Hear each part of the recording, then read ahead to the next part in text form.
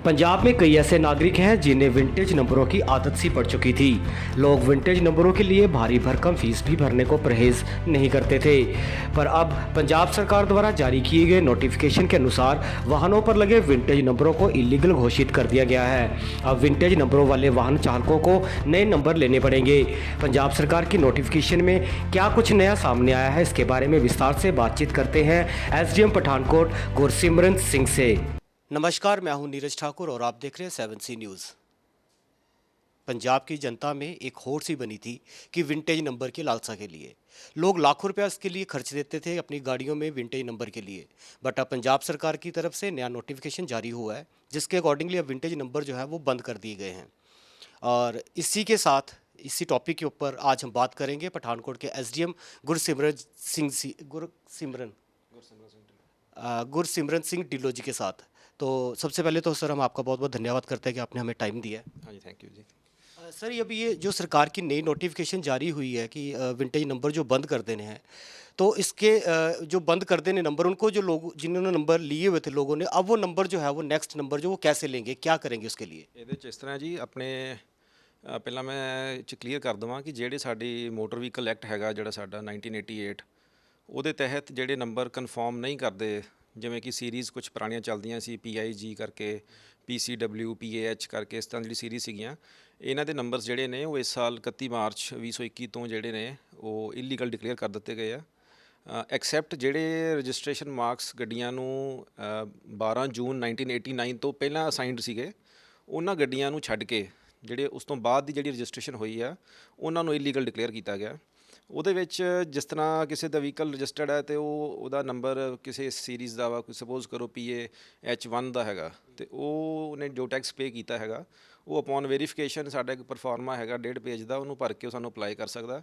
ਉਹਦਾ ਪੁਰਾਣਾ tax adjust ਕਰਕੇ ਉਹਨੂੰ ਨਵੀਂ ਸੀਰੀਜ਼ ਜਿਹੜੀ ਸਾਡੀ ਚੱਲ ਰਹੀ ਹੈ PB35AH ਦੇ ਵਿੱਚੋਂ, ਜਾਂ ਜਿਹੜੀ ਵੀ ਕਰੰਟ ਸੀਰੀਜ਼ ਸਾਡੀ ਚੱਲ ਰਹੀ ਹੈ ਉਹਦੇ ਵਿੱਚੋਂ ਉਹਨੂੰ ਨੰਬਰ ਜਿਹੜਾ ਜਾਂ ਉਹ ਰਨਿੰਗ ਸੀਰੀਜ਼ 'ਚੋਂ ਨੰਬਰ ਲੈ ਸਕਦਾ, ਜਾਂ ਕੋਈ ਰਿਜ਼ਰਵਡ ਰਜਿਸਟ੍ਰੇਸ਼ਨ ਮਾਰਕ ਲੈ ਸਕਦਾ, ਜਾਂ ਆਕਸ਼ਨ 'ਚ ਜਿਹੜੇ ਸਾਡੇ ਨੰਬਰ ਜਾਂਦੇ ਨੇ ऑनलाइन ऑक्शन 'ਚ वाहन पोर्टल ਤੇ ਉਹਦੇ 'ਚੋਂ नवा रजिस्ट्रेशन मार्क को ले सकता। सर एक चीज़ और दर्शक ज़रूर जानना चाहेंगे कि इसके लिए स्पेशल कोई फॉर्मेलिटीज़ है, या फिर जो ऑफिस हैं हमारे ट्रांसपोर्ट के जो ऑफिस हैं वहीं से ये सारी कार्रवाई जो हो जाएगी? ਹਾਂ, ਇਹਦੇ 'ਚ ਕਾਫੀ ਸਿੰਪਲ ਹੈਗਾ। ਇਹਦੇ ਵਿੱਚ ਇੱਕ ਸਿੰਪਲ ਪਰਫਾਰਮਾ ਹੈਗਾ ਜਿਹਦੇ 'ਚ 9 ਪੁਆਇੰਟ ਹੈਗੇ ਨੇ। ਉਹਦੇ 'ਚ ਵਹੀਕਲ ਦੀ ਡਿਟੇਲਸ ਆਉਂਦੀਆਂ ਨੇ, ਉਹਦੇ ਨਾਲ ਤੁਹਾਡੀ ਓਰੀਜਨਲ ਜਿਹੜੀ ਰਜਿਸਟ੍ਰੇਸ਼ਨ ਸਰਟੀਫਿਕੇਟ ਹੈਗਾ RC ਹੈ ਜਿਹੜੀ, ਉਹ ਨਾਲ ਅਟੈਚ ਹੁੰਦੀ ਹੈ, ਪਲੱਸ ਇੱਕ ਵੈਲਿਡ ਇੰਸ਼ੋਰੈਂਸ ਹੋਣੀ ਚਾਹੀਦੀ ਹੈ। ਇੱਕ ਛੋਟੀ ਸੈਲਫ ਡਿਕਲੇਰੇਸ਼ਨ ਹੈਗੀ ਆ, ਉਹ ਫਾਰਮ ਦੇ ਨਾਲ ਹੀ ਅਟੈਚਡ ਹੈ, ਉਹ ਸਾਈਨ ਹੁੰਦੀ ਆ। ਪਲੱਸ ਜਿਹੜਾ ਟੈਕਸ ਉਹਨਾਂ ਨੇ ਓਰੀਜਨਲ ਰਜਿਸਟ੍ਰੇਸ਼ਨ ਵੇਲੇ ਜਿਹੜਾ ਵਾ ਉਹ ਭਰਿਆ ਹੈਗਾ, ਉਹਦਾ ਪ੍ਰੂਫ ਨਾਲ ਲੱਗੇਗਾ। ਇਨ ਕੇਸ ਉਹਨਾਂ ਕੋਲ ਉਹਦਾ ਪ੍ਰੂਫ ਨਹੀਂ ਹੈਗਾ ਤਾਂ ਉਹ ਅਸੀਂ ਖਜ਼ਾਨੇ ਦੇ ਵਿੱਚੋਂ ਵੈਰੀਫਾਈ ਕਰਕੇ ਅਤੇ ਉਹਨੂੰ ਨਵਾਂ ਰਜਿਸਟ੍ਰੇਸ਼ਨ ਮਾਰਕ ਜਿਹੜਾ ਉਹ ਲਗਾ ਦਿੰਦੇ ਹਾਂ, ਅਤੇ ਇਹਦਾ ਪ੍ਰੋਸੈਸ हैगा। सर एक चीज़ और कि अगर जिन्होंने विंटेज नंबर लिए हुए थे, अब उनको बोल दिया गया कि वो विंटेज नंबर जो है वो इलीगल है, तो जब वो नए नंबर को अप्लाई करेंगे तो वो सेम वैसी ही फीस लगेगी, या फिर अगर जिस बंदे ने जैसे विंटेज नंबर लिया था वो शौकीन है कि वो VIP नंबर लेना चाहता है, तो उसके लिए स्पेशल एक्स्ट्रा फीस देनी पड़ेगी सरकार की, या फिर पिछली जो फीस डिपॉजिट करवाई है उसी के अकॉर्डिंग चलेगा सब कुछ? ਇਹਦੇ 'ਚ ਦੋ ਚੀਜ਼ਾਂ ਹੈਗੀਆਂ। ਜਿਹੜਾ ਸਾਡਾ ਮੋਟਰ ਵਹੀਕਲ ਟੈਕਸ ਹੈਗਾ ਉਹ 100% ਐਡਜਸਟ ਕੀਤਾ ਜਾਊਗਾ। ਉਹਦਾ ਕੋਈ ਨਵਾਂ ਮੋਟਰ ਵਹੀਕਲ ਟੈਕਸ ਜਿਹੜਾ ਉਹ ਨਹੀਂ ਲਿਆ ਜਾਣਾ, ਕਿਉਂਕਿ ਨਵੀਂ ਗੱਡੀ ਦਾ ਟੈਕਸ ਜਿਹੜਾ ਉਹ ਲਾਈਫ ਟਾਈਮ ਟੈਕਸ ਪੇ ਹੁੰਦਾ ਉਹਦਾ ਜਦੋਂ ਪਹਿਲੀ ਰਜਿਸਟ੍ਰੇਸ਼ਨ ਉਹਦੀ ਹੁੰਦੀ ਆ।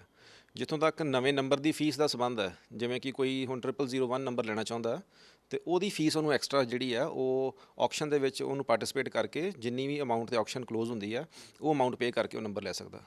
सर लोगों में ना एक चीज़ की और भी समस्या आ रही है कि जैसे आप PAG या ऐसे नंबर थे जो विंटेज नंबर थे, अगर वो उन्होंने वो VIP नंबर थे, अब भी VIP नंबर वो लेने के इच्छुक हैं, तो वो उन्होंने फ़ीस पहले भी डिपॉजिट करवाई हुई है, वो प्रॉपर जितनी भी थी उसके अकॉर्डिंगली, और वो फ़ीस कैंसिल हो जाती है उसके अकॉर्डिंगली, या फिर उसको नई फ़ीस वापस डिपॉजिट करवानी पड़ेगी सरकार की हिदायतों के अनुसार? ਇਹਦੇ 'ਚ ਸਿਰਫ ਜਿਹੜਾ ਟੈਕਸ ਹੈਗਾ ਮੋਟਰ ਵਹੀਕਲ ਟੈਕਸ ਐਡਜਸਟ ਕਰਨ ਦੀ ਪ੍ਰੋਵੀਜ਼ਨ ਹੈਗੀ ਆ, ਫੀਸ ਐਡਜਸਟ ਕਰਨ ਦੀ ਪ੍ਰੋਵੀਜ਼ਨ ਜਿਹੜੀ ਆ ਉਹ ਨਹੀਂ ਹੈਗੀ। ਉਹ ਜੋ ਨਵੇਂ ਨੰਬਰ ਸਾਡੇ ਐਜ਼ ਪਰ ਨਿਊ ਨੋਟੀਫਿਕੇਸ਼ਨ ਹੈਗੇ ਆ, ਉਹਦੀ ਜੋ ਨਵੀਂ ਫੀਸ ਹੈ ਉਹਨੂੰ ਪੇ ਕਰਨੀ ਪਏਗੀ, ਇਨ ਕੇਸ ਉਹ ਨਵਾਂ ਨੰਬਰ ਜਿਹੜਾ ਕੋਈ ਫੈਂਸੀ ਨੰबर लेना ਚਾਹੁੰਦੇ ਆ। सर इसी टॉपिक पर ऊपर हमारे दर्शकों को आप कोई मैसेज देना चाहते हैं, क्योंकि जैसे इलीगल बता दिया गया है, अब चालान भी कटना शुरू हो जाएंगे अगर किसी गाड़ी पे वो नंबर लगा हुआ है, उन्होंने नंबर नहीं चेंज करवाया, तो आप कोई मैसेज देना चाहोगे हमारे दर्शकों को? ਜੀ ਬਿਲਕੁਲ, ਸਾਡੀ ਇਹ ਅਪੀਲ ਹੈਗੀ ਹੈ ਸਾਰੇ ਮੋਟਰ ਵਹੀਕਲ ਓਨਰਸ ਨੂੰ ਜਿਨ੍ਹਾਂ ਕੋਲ ਪੁਰਾਣੀ ਵਿੰਟੇਜ ਸੀਰੀਜ਼ ਦੀਆਂ ਗੱਡੀਆਂ ਰਜਿਸਟਰਡ ਨੇ। Government of Punjab the notification ਜੋ ਕਿ ਦਸੰਬਰ 2020 'ਚ ਆਈ ਸੀਗੀ, ਤੇ ਨਿਊਜ਼ਪੇਪਰ 'ਚ ਵੀ ਇਹਦਾ ਜਿਹੜਾ ਨੋਟੀਫਿਕੇਸ਼ਨ ਪਬਲਿਸ਼ ਕੀਤਾ ਗਿਆ ਸੀਗਾ। ਉਹਦੇ ਤਹਿਤ 31 ਮਾਰਚ 2021 ਤੋਂ ਔਨਵਰਡਸ ਜਿਹੜੀਆਂ ਨੇ ਅਜਿਹੀਆਂ ਜਿਹੜੀਆਂ ਆਰਸੀਜ਼ ਨੇ ਜਿਨ੍ਹਾਂ 'ਚ ਵਿੰਟੇਜ ਸੀਰੀਜ਼ ਦੇ ਨੰਬਰ ਲੱਗੇ ਨੇ ਉਹਨਾਂ ਨੂੰ ਇਨਵੈਲਿਡ ਇਲੀਗਲ ਡਿਕਲੇਅਰ ਕੀਤਾ ਗਿਆ। ਉਹਦੇ ਚੱਲਦਿਆਂ ਕੁਝ ਸਾਡੇ ਕੋਲ ਐਪਲੀਕੇਸ਼ਨਸ ਆਈਆਂ ਸੀਗੀਆਂ ਜਿਨ੍ਹਾਂ ਨੂੰ ਅਸੀਂ ਨਵੇਂ ਰਜਿਸਟ੍ਰੇਸ਼ਨ ਮਾਰਕਸ ਜਿਹੜੇ ਆ ਉਹ ਕਰੰਟ ਸੀਰੀਜ਼ ਦੇ ਵਿੱਚੋਂ ਦਿੱਤੇ ਆ। ਕਾਫੀ ਅਜੇ ਸਾਡੇ ਕੋਲ ਪੈਂਡਿੰਗ ਨੇ ਪਠਾਨਕੋਟ 'ਚ ਖਾਸ ਕਰਕੇ PCW series, PAH series, PIG series, ਖਾਸ ਕਰਕੇ 3 ਸੀਰੀਜ਼ ਦੇ ਜਿਹੜੇ ਨੰਬਰ ਨੇ ਉਹ ਇੱਥੋਂ ਰਜਿਸਟਰ ਹੋਏ ਨੇ ਪਾਸਟ ਦੇ ਵਿੱਚ।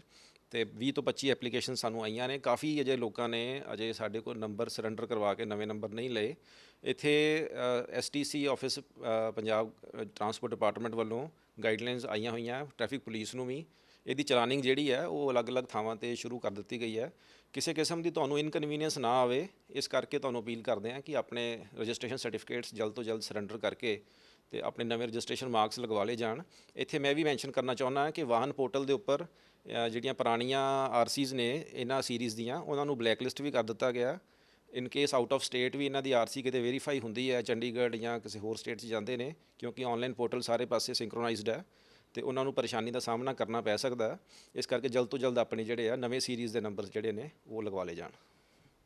ये तो थे पठानकोट के SDM जिन्होंने हमें बताया कि जो विंटेज नंबर की नोटिफिकेशन सरकार की तरफ से जारी की गई है कि अब वो नंबर जो है वो इलीगल होंगे पंजाब में। और वहीं उन्होंने ये अपील की है सभी वाहन चालकों से कि जिन्होंने ये नंबर लिए थे विंटेज वो अपने नंबर को चेंज करवाएं और जो VIP नंबर भी लेना अगर वो चाहेंगे तो वो VIP नंबर भी उनको फ़ीस दे के जो है वो मिल जाएगा।